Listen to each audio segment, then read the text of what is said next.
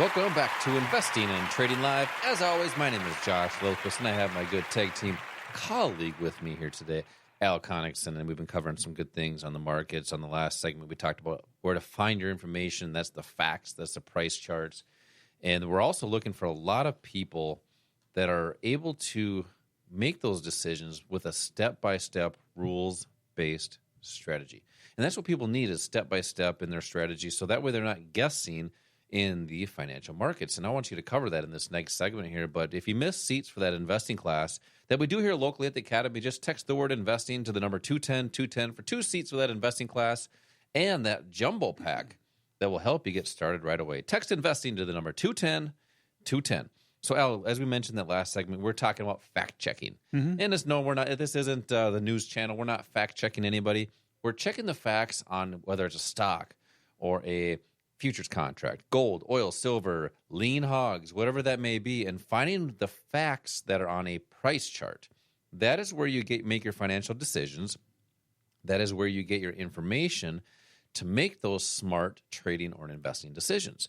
Now, we have a lot of listeners that they want to have another income strategy. They want to have a second or a third, hopefully maybe a fourth or a fifth by using the financial markets.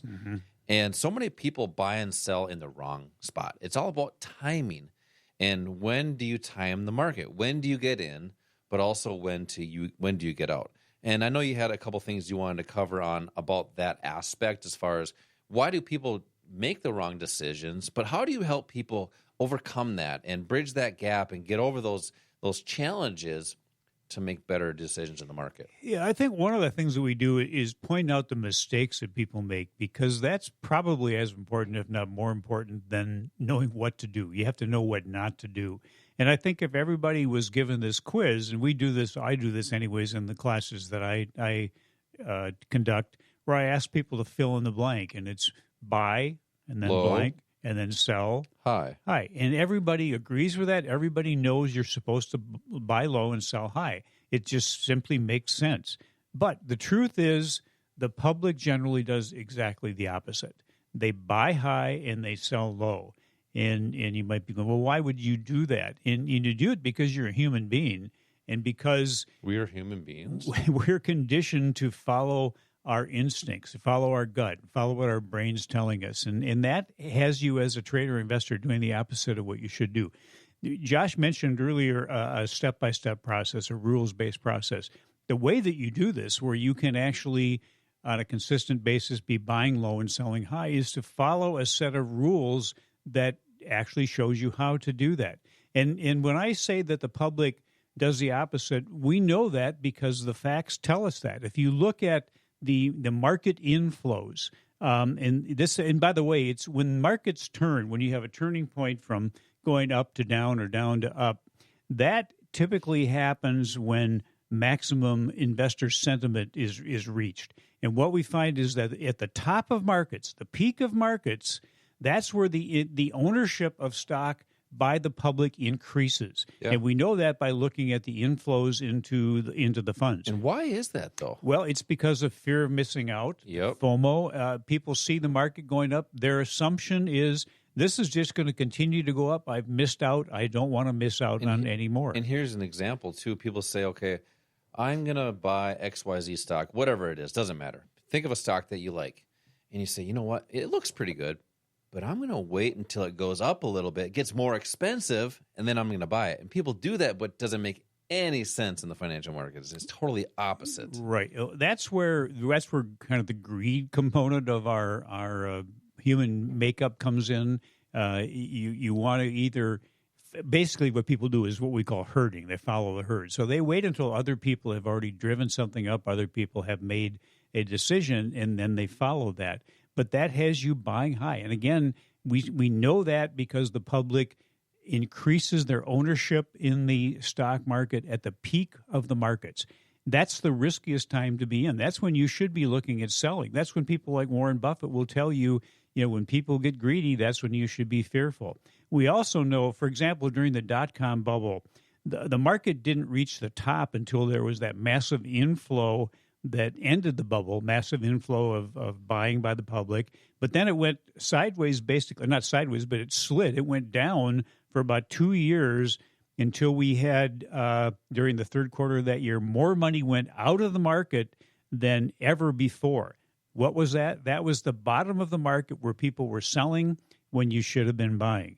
So if you follow a set of rules that kind of takes your brain and your gut out of it, you have to control those emotions, that emotional component of trading. If you do that and you follow this rules-based process, step-by-step process, put together by people that know what moves price, know what's important, that's going to have you buying low and selling high on a consistent basis. So that's one of the mistakes that people make that we help you to turn around. And, we have seen these huge market moves over the last decade. It's like a roller coaster.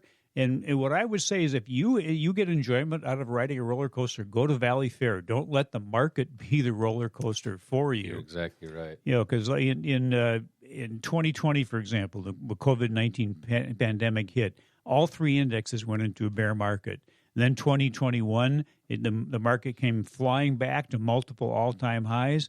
Then in 2022, we went into a bear market for the second time in 2 years or in 3 years. So in this year, the market started out the year going up, but then March through July, it turned and it started to go down. So point is, we're seeing these big moves up and down, and unfortunately for most people, that either keeps them on the sidelines or puts them into an investment strategy that has them losing when the market goes down. Yeah. And that's why I said earlier, you don't want to choose a direction and just do everything based on that direction, because this market is multi-directional. We show you how to take advantage of that. Yep. That's the beauty of the financial markets, is there's opportunities no matter which way it goes. And one thing I want you to discuss here in the second part of the segment here, so stay tuned if you're listening right now, is how supply and demand works and how we make those decisions in the markets. Sure. But we have a lot of people that want to be able to take advantage of these opportunities. The opportunities are probably the best that we've ever. I mean, you've been around these markets for 50, 60, 70, 80 years maybe, right? Zing. Was that a bazinga? It was a zing. But you've seen market conditions, and is this probably the best opportunity you've seen in your lifetime anyway? Absolutely. If you learn some of the more short-term strategies that we teach, and that doesn't mean day trading, by the way. Correct. Short term, you choose that time frame. Mm-hmm. But if you're looking at generating additional income, or your primary source of income, or just building your wealth, this is probably the best market environment that you will ever see to be able to do that. Great market moves, and that's why we talk about those different assets to use the markets, how to be consistent, how to use leverage the markets, basically using smaller amounts of capital by using leverage. And there's ways to do that to be efficient as well, and we'll cover that as well probably in the third segment. But if you want seats to this investing class that we do here locally, these are classes where we've really taught thousands just like you how to make smart investing decisions. Text the word investing to the number 210-210 right now for 2 seats for this class.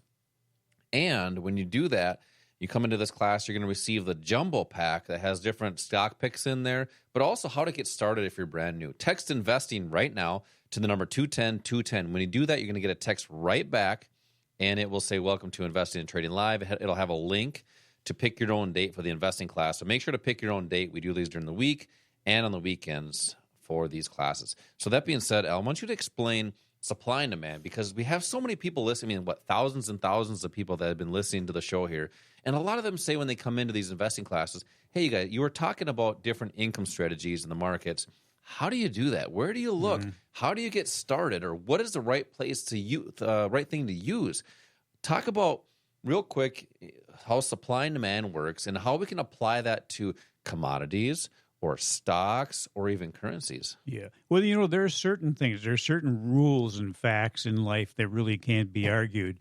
Gravity is one thing, for example. If I jump up in the air, I'm going to come back down. Wait, do you have to physically get space between your foot and the ground, though? Is that what jumping is? That's what jumping. Okay, Can you do that? Well, then if you jump in the air, you're going to come down. But one of the other facts is the relationship between supply and demand.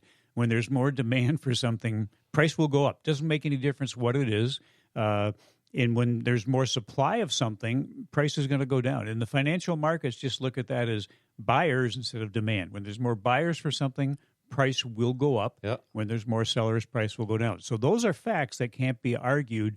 That's what we use to our benefit. And that's off a price chart is where we're identifying that imbalance, right? You have to be able to identify that somehow, and it is in a price chart. A price chart tells you everything you need to know if you know how to read it. Now, yeah, exactly. Like reading an X-ray. A radiologist reads it. The patient doesn't read and it. by the way, you don't need to be a doctor to be a trader or investor. You don't need to be a radiologist. It's a skill. It's an acquired skill that we teach you how to do here at the Academy. Now, that being said, once you understand supply and demand, why is it so important to use multiple assets?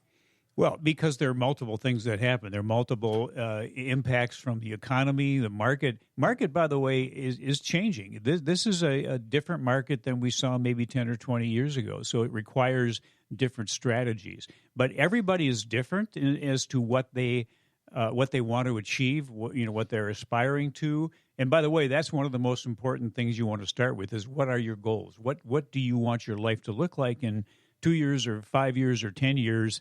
And then what's the best way of getting there? And it might be different for different people. But if you're going to do this, if income, whether you are looking at generating additional income while you're working or doing this as your full-time source of income, or when you're in retirement and you need income because your bills don't stop coming in, how do you do that? Well, you have to be able to do that in something that is short-term in nature. That's where some of the assets that we're talking about, you mentioned the word leverage. They also happen to be leveraged assets, assets like the futures market, the foreign exchange market, the options market. Those assets can be used in a short-term time frame, which is what you need if you're looking for additional income, but they also let you use leverage very much like a mortgage on a home. You put a small down payment down, and you own something worth, many hundreds of thousands of dollars. But that doesn't come out of your pocket. It's just what the brokerage account just requires in your account. So they don't actually say, "Hey, pay me this down payment." It's just here's what we want in your account, and we're going to give you access to this buying power. Is how that works. Exactly, but it allows you to have a small account and invest in something. Actually, own the movement of something that's worth a multiple of that. Could be 10 to 1, 20 to 1, 50 to 1. But that's what all the pros use. Warren Buffett, what advice does Warren Buffett give people? Buy it, hold, and sell. Buy stock, buy and hold. Hold on. But what does Warren Buffett do? He makes most of his money trading options, actually. He makes about $8 to $10 billion a year selling options and buying options. But he doesn't really tell the public that. Yeah. You ever heard of the term, do as I say, not as I do? A lot of parents probably tell their kids that. Well, Warren Buffett is telling everybody, do as I say, not as I do. Think about that. Yeah. In Warren Buffett, by the way, that's a good example of how we use people like Warren Buffett and big firms, because they can never get all of an order filled at one time. The great thing for us is that we can. But Warren Buffett, example, at one point in time wanted to have a large position in IBM stock, but he could not get it all filled at one time without the price moving away from him. It took him almost 9 months to get it filled in increments. What we do is we can identify where he's starting to take a position, and then we can just benefit every time he does another portion of his gathering of that particular stock. Yeah, we talk about this in these classes. We'll go into more detail on that. Yeah, what's pretty cool what you're explaining there. You're mentioning you can do that with a relatively small account, and that's relative to based on each individual, right? Small for some people could be $500. Small could be $5,000. Small could be $10,000 or $10 million. So whatever your account size is, you're getting access to the buying power. So don't feel like if you don't have $200,000 to trade and invest with, don't feel like you can't get in the market, because you can. But you want to learn how to use that leverage properly. Yeah, that's one of the mistakes people make is assuming they don't have enough money. I want to bring that up in the next segment is why it's so easy to get in the markets and why people do it without the education. That's why we have these investing classes. That it's so easy to get in the market. Learn how to do it first, and we introduce you to these concepts and techniques in these investing classes here at the Academy. To come into one of these classes, just text the word investing to the number 210-210 to learn these techniques and strategies that we're talking about. Text investing to the number 210-210 right now for 2 seats for this class and the jumbo pack. Coming up next, I want to talk about that the common mistakes that people make when getting into the financial markets. We will be right back.